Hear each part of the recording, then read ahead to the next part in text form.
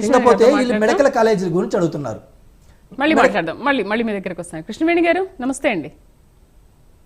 విజయ్ గారు మేడం నమస్తే మీకు, అలాగే ప్యానెల్ ఉన్నటువంటి ఇతర సభ్యులకు కూడా నమస్కారం అండి. కృష్ణవేణి గారు 3 అంశాలపైన మాట్లాడడానికే నాకు గంట సమయం పట్టింది. మరి 2 నిమిషాలు అసెంబ్లీలో ఇస్తే ఏ విధంగా మాట్లాడతాను, ఏ విధంగా సమస్యల్ని వివరిస్తానని అంటున్నారు. సో ఓకే, వాళ్ళ కోరిక అనేది నాకు ఇంత టైం ఇవ్వాలి, సభాధ్యక్షుడికి ఏ విధంగా ఎంత టైం ఇస్తారో నాకు కూడా అంత టైం ఇస్తే నేను మాట్లాడగలుగుతానని అంటున్నారు. ఆయన కోరిక ఇది. మరి మీరు ఇప్పటికైనా దీనిపైన ఏమైనా స్పందించి ఆయనకంటూ ఇంత సమయం కేటాయించే అవకాశాలు ఉన్నాయా, దీనిపైన ఏమైనా చర్చిస్తారా? మేడం అక్కడ రికార్డింగ్ ప్రెస్ మీట్లు పెట్టడానికి కానీ, రికార్డింగ్ గా మాట్లాడిన విషయాలు కానీ టెలికాస్ట్ చేయడానికి అది జగన్మోహన్ రెడ్డి గారు పెట్టుకున్నటువంటి ప్రెస్ మీట్ కాదండి. ప్రజలు పంపించినటువంటి దేవాలయం లాంటి అసెంబ్లీలో ప్రత్యక్షంగానే మాట్లాడారు. ఎందుకంటే జగన్మోహన్ రెడ్డి గారు ప్రెస్ మీట్ లో గంట సేపు మాట్లాడాను, 2 గంటల సేపు మాట్లాడాను అని చెప్తున్నారు. అక్కడ మైకులు కనిపించవు, అక్కడ మనుషులు కనిపించరు, అది ప్రెస్ మీట్ అని చెప్తారు. అంటే రికార్డెడ్ గా అక్కడ మాట్లాడడానికి కానీ అక్కడ అవకాశం ఉంటుంది. ఎందుకంటే 175 మంది ఎమ్మెల్యేలకి అవకాశం ఉంటుంది కాబట్టి అక్కడ మాట్లాడడానికి అనేక ప్రశ్నోత్తరాలు వస్తాయి కాబట్టి, కొన్ని వాటి మీద బిల్లులు చేయాలి కాబట్టి, నిర్ణయాలు తీసుకోవాలి కాబట్టి, ప్రతి అంశం మీద కూడా దానికి టైం టేకింగ్ గా ముందుకెళ్ళడానికి అవకాశం ఉంటుంది మేడం. ఇంకో విషయం ఏంటంటే జగన్మోహన్ రెడ్డి గారు శాసన మండలికి వెళ్ళి ఇక్కడ అసెంబ్లీని ఎగ్గొట్టడం అనేది ఎలా ఉందంటే మేడం, ప్రజాస్వామ్యాన్ని అవమానపరచడంగానే ఉంది. ఎందుకంటే ప్రజలు అడుగుతున్నారు, అసెంబ్లీలో బలహీనతని దాచడానికి మండలిలో నటన ఎందుకు జగన్మోహన్ రెడ్డి గారు ప్లే చేస్తున్నారని ప్రజలు అడుగుతున్నారు. ఎందుకంటే అసెంబ్లీకి పంపించింది జగన్మోహన్ రెడ్డి గారిని ప్రజల తరఫున గళవిప్పి మాట్లాడవలసినటువంటి ఒక పులివెందుల ఎమ్మెల్యేగా, మాజీ ముఖ్యమంత్రిగా ఉన్నటువంటి జగన్మోహన్ రెడ్డి గారు అసెంబ్లీని ఎగ్గొట్టి అంటే శాసన మండలికి వెళ్ళడం, అక్కడ వాళ్ళ బలం ఎక్కువ ఉంది కాబట్టి ఆ బల నిరూపించడానికి కానీ కొన్ని అంశాలు మాట్లాడడానికి కానీ అవకాశం ఉందని జగన్మోహన్ రెడ్డి గారు ఈ రోజు ముచ్చట పడుతున్నటువంటి పరిస్థితి. అంటే ఇదే మాట గత వైఎస్ఆర్సీపీ అధికారంలో ఉన్నప్పుడు ఇదే పెద్దల సభలో నిశ్చలంగా నిర్ణయాలు తీసుకొని ఉంటే రాష్ట్రం ఈ రోజు ఇంత అధోగతి ఉండేటువంటి పరిస్థితి ఉండేది కాదండి. గత 5 సంవత్సరాల్లో కూడా ఆ రోజు పెద్దల సభని రద్దు చేసినటువంటి గనుడు జగన్మోహన్ రెడ్డి.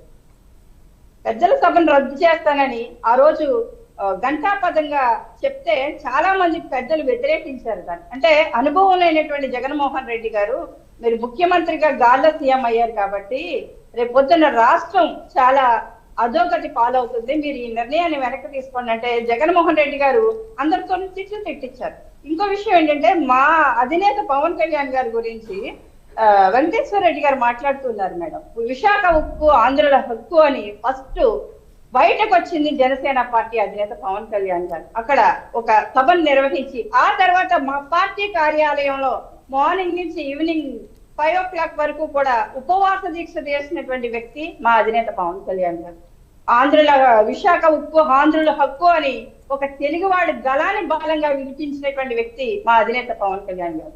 వైసీపీకి ఎటువంటి అధికారం కూడా లేదు, ఎలాంటి హక్కు కూడా లేదు. ప్రజా హక్కుల గురించి కానీ కార్మికుల హక్కుల గురించి కానీ మాట్లాడే హక్కు వైసీపీకి లేదు. ఆ రోజు ప్రైవేటీకరణ చేయడానికి జగన్మోహన్ రెడ్డి దొడ్డుదారిన విశాఖ ఉక్కుని ఎలాగ అమ్ముకోవడానికి ప్రయత్నించాడు. ఆ రోజు మా అధినేత పవన్ కళ్యాణ్ గారు ఏ విధంగా దానికి అడ్డుపడ్డారన్నది ప్రజలందరికీ తెలుసు.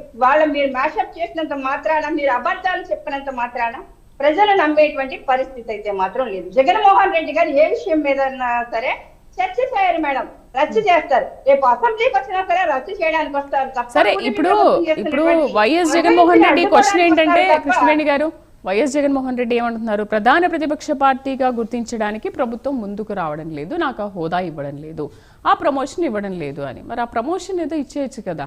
సరే, ఇప్పుడు వాళ్ళకంటే తెలీదు ఆ ప్రమోషన్ ఎవరిస్తారు ఏంటి, ప్రజలు ఇస్తారా, ప్రభుత్వం ఇస్తుందా, స్పీకర్ ఇస్తారా, ఎవరిస్తారనేది తెలియట్లేదు. పోనీ మీరైనా డిసైడ్ చేయండి. అది ప్రజలు ఇవ్వాల్సింది మేడం. ప్రజలు మ్యాండేటరీ ఆల్రెడీ సంవత్సరాల క్రితమే ఇచ్చారు. ప్రజలు ఇవ్వనటువంటి ప్రతిపక్ష హోదాని ఇవాళ మా కూటమి ప్రభుత్వం ఏ విధంగా జగన్మోహన్ రెడ్డి గారు అడుగుతారు? తను పట్టినటువంటి కుంజలకు 3 కాళ్ళు అనేటువంటి వ్యవహరించేటువంటి జగన్మోహన్ రెడ్డి గారు నేను అడగడానికి నాకు ప్రతిపక్ష హోదా ఇవ్వండి అని మా కూటమి ప్రభుత్వాన్ని కాదు మేడం. నిజంగా అంత సత్తా అంత దమ్ము ఉంటే గనక ప్రజల్ని అడగాలి. ఆల్రెడీ గతంలో కూడా వైఎస్ఆర్సీపీ పార్టీకి సంబంధించినంత వరకు జగన్మోహన్ రెడ్డి గారికి ప్రతిపక్ష హోదా ఇస్తే నేను సీఎం అయితే లేక రానే రోడ్లు పట్టుకుని తిరిగాడు ఆ రోజు జగన్మోహన్ రెడ్డి. ఆ రోజు ప్రతిపక్ష హోదా ఇచ్చినప్పుడు కూడా నిజంగా బలమైనటువంటి గణాన్ని వినిపించలేదు ఆ రోజు Right, జగన్మోహన్ right. రెడ్డి గారు కూడా. ఈ రోజు ప్రతిపక్ష హోదా ఇచ్చినప్పటికీ కూడా అక్కడ ఫలితం అనేది శూన్యం కాబట్టి Right, ప్రజల right. తరపున గొంతు మాట్లాడదాం. వినిపించదు కాబట్టి వెంకటేశ్వర రెడ్డి గారు.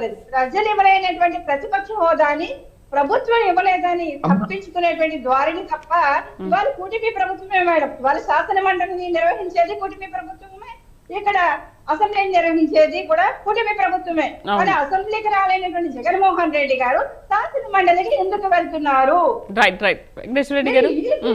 ఓకే వెంకటేశ్వర రెడ్డి గారు, మీకు చరిత్ర తెలియంది కాదు, అంతకు ముందు సంవత్సరాల నుంచి చరిత్ర